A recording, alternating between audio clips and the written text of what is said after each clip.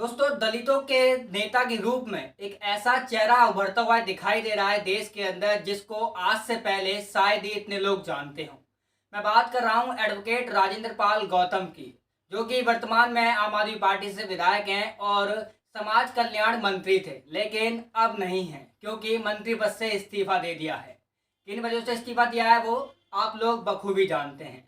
लेकिन दोस्तों, जब से राजेंद्र पाल गौतम 22 प्रतिज्ञाओं को लेकर विवादों में घिरे हैं, तब से लेकर अब तक उनके पीछे बहुजन समाज का पूरा जमावड़ा इकट्ठा रहता है। जब भी राजेंद्र पाल गौतम किसी भी प्रोटेस्ट की कॉल देते हैं, तब तब राजेंद्र पाल गौतम के पीछे और आगे हजारों की संख्या में बहुजन समाज के लोग एकजुट हो जाते हैं। लेकिन दोस्तों, राजेंद्र पाल गौतम के चेहरे को जानना थोड़ा मुश्किल पड़ रहा है। जिस तरफ एक राजेंद्र पाल गौतम बात कहते हैं कि वो बाबा साहब के सपने को पूरा करने के लिए समाज के बीच खड़े हुए हैं, समाज के लिए मंत्री पद से इस्तीफा दे दिया, लेकिन उसी दूसरी तरफ देखा जाए तो वही बाबा साहब की बातों को इग्नोर कर रहे हैं।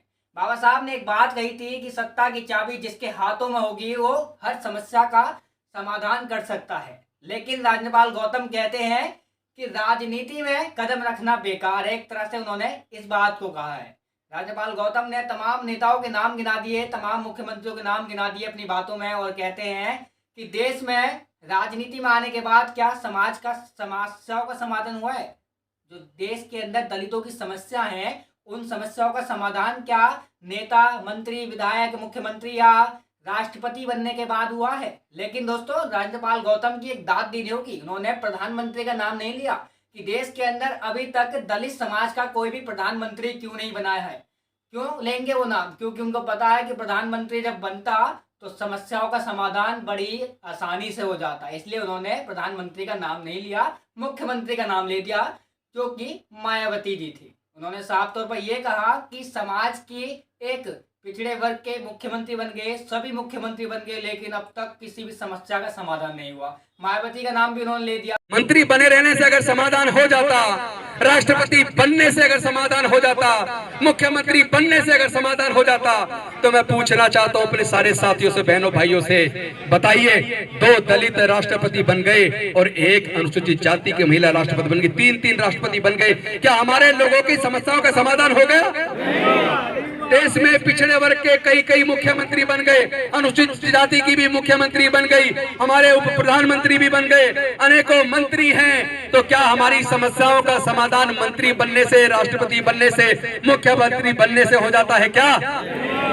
इसलिए नहीं हो रहा क्योंकि हम लड़ाई को सही दिशा में नहीं लड़ रहे। तो मैं आपको एक बात बता दूं दोस्तों, मायावती 4 बार उत्तर प्रदेश की मुख्यमंत्री बनी है और चारों बार मायावती ने उत्तर प्रदेश का नक्शा बदल के रख दिया।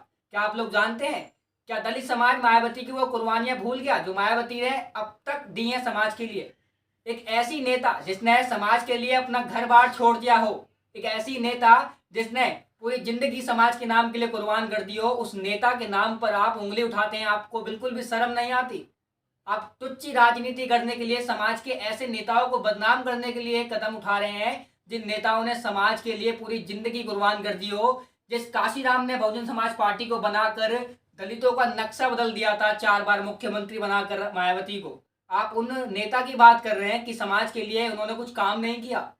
आपको बिल्कुल भी शर्म नहीं आती है अपने आप को दलितों का नेता कहते हुए? आप बात करते हैं बाबा साहब के सपने को पूरा करने की, वहीं आप बात करते हैं कि राजनीति में कोई भी कदम ना रखो, राजनीति से आप समाज को पीछे कर रहे हो।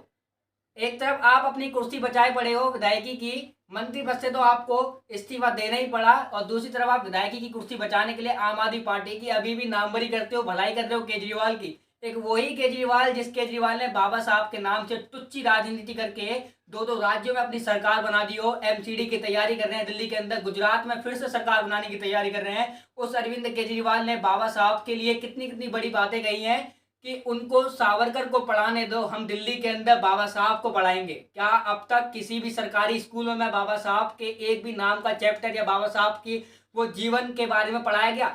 जो बाबा साहब ने संघर्ष अपने बचपन से लेकर मरते दम तक किया था समाज के लिए, वो बाबा साहब की कोई भी जीवनी किसी भी सरकारी स्कूल में केजरीवाल ने पढ़ाई? जिस केजरीवाल की नामवरी आज राजेंद्र पाल गौतम करते हैं, क्या कुछ किया है उस केजरीवाल ने दलित समाज के लिए? दिल्ली में आज भी दलितों के ऊपर उत्पीड़न होता है, क्या अरविंद केजरीवाल बोलते हैं कुछ?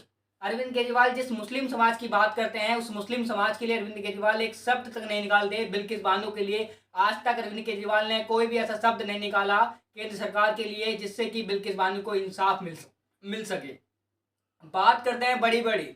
राज्यपाल गौतम एक तरफ तो दलित समाज को इकट्ठा कर लेते हैं और बोलते हैं कि मैं बाबा साहब का सच्चा सिपाही हूँ, गर्दन कटवा दूंगा, अपनी जिंदगी कुर्बान कर दूंगा, लेकिन बाबा साहब के लिए कुछ भी सेक्रीफाई नहीं करूंगा। लेकिन वहीं बाबा साहब की वो बातें को पीछे क्यों छोड़ रहे हैं जो बाबा साहब ने राजनीति को लेकर कही थी। बाबा साहब ने वोटों का अधिकार दलित समाज को दिया था कि आप अपना नेता, अपना प्रतिनिधित्व चुन के लाओ और अपना विकास कराओ। लेकिन राज्यपाल गौतम क्या बोलते हैं कि कोई भी दलित विधायक बनने के बाद, कोई भी दलित मंत्री बनने के बाद, मुख्यमंत्री बनने के बाद, राष्ट्रपति बनने के बाद आपकी समस्याओं का समाधान नहीं कर सकता। और क्या कुछ किया है दलितों के लिए नेताओं ने, ऐसी ऐसी बातें राज्यपाल गौतम कर रहे हैं। लेकिन राज्यपाल गौतम ने उस भाषण में प्रधानमंत्री का नाम नहीं लिया कि दलितों आप अपना प्रधानमंत्री बनाओ और अपनी जो समस्या है उनका समाधान कराओ। क्योंकि वो जानते हैं जब प्रधानमंत्री देश में बन जाएगा कोई भी दलित, या मुख्यमंत्री जब बनेगा दलित, तो दलितों की समस्याओं का समाधान बड़ी अच्छी तरीके से कर सकता है वो। लेकिन अरविंद केजरीवाल की जो गुलामी जो नेता कर रहे हैं आज हमारे विधायक जो हैं, दलित विधायक दिल्ली के अंदर,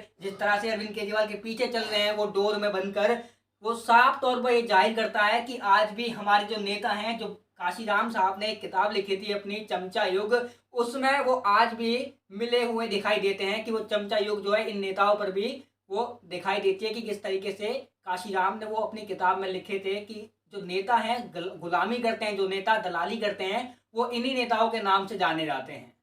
आज जिस अरविंद केजरीवाल को लाला बनिया लोग कहते हैं, बहुजन समाज के लोग, कि अरविंद केजरीवाल तो लाला बनिया है, वो दलित समाज की क्या भलाई करेगा, आज उसी अरविंद केजरीवाल के पीछे पीछे राज्यपाल गौतम चल रहे हैं। राज्यपाल गौतम ये बोल रहे हैं कि बीजेपी ने 22 प्रतिज्ञाओं को एक मुद्दा बना लिया है। और किस बात के लिए मुद्दा, कि गुजरात में आम आदमी पार्टी जीत ना सके। और राज्यपाल गौतम बहुत ही अच्छे से कहते हैं कि मैंने मंत्री पद से इस्तीफा इसलिए दे दिया क्योंकि मैं नहीं चाहता कि अरविंद केजरीवाल किसी भी हाल में गुजरात से हार कर वापस आए। वो तो ये चाहते हैं कि अरविंद केजरीवाल 2 राज्यों की तरह गुजरात में भी अपनी सरकार बनाए और फिर से बीजेपी के बाद अरविंद केजरीवाल भी दलितों के ऊपर अत्याचार कर सकें।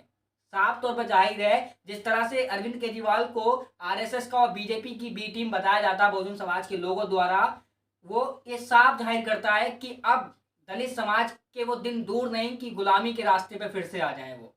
ये जो बातें हैं दोस्तों, ये मैं नहीं कह रहा, ये बातें जो हैं लिखी हुई हैं, पढ़ी हुई बातें हैं, जो लोग दलित समाज के लोग जो कहते हैं, जिनके ऊपर अत्याचार आज भी हो रहा है 75 साल बाद, मैं उनकी बातें आप लोगों के सामने कर रहा हूँ। वो नेता कैसा दलित समाज का भला कर सकता है जो आज भी एक ऐसे नेता के पीछे चल रहा हो डोर पकड़कर, जिस नेता ने बाबा साहब के नाम से राजनीति कर कर बाबा साहब के बारे में आज तक स्कूलों में नहीं पढ़ाया। तस्वीरें तो लगा ली क्योंकि वोट पाने हैं दलित समाज के, लेकिन बाबा साहब के बारे में पढ़ाए नहीं। क्योंकि अगर बाबा साहब के बारे में वो पढ़ा देंगे स्कूलों में तो हर बच्चा जान जाएगा कि बाबा साहब ने क्या संघर्ष किया था, क्या क्या कुर्बानी उन्होंने देश के लिए दी थी। सिर्फ दलित समाज के लिए और दलित महिलाओं के लिए ही, बल्कि पूरे समाज के लिए उन्होंने कुर्बानी जो दी थी, उन कुर्बानियों को पूरा देश जान जाएगा, पूरा बच्चा जान जाएगा कि हाँ, बाबा साहब सिर्फ दलितों के नहीं थे, बाबा साहब पूरे समाज के थे, पूरे देश के थे।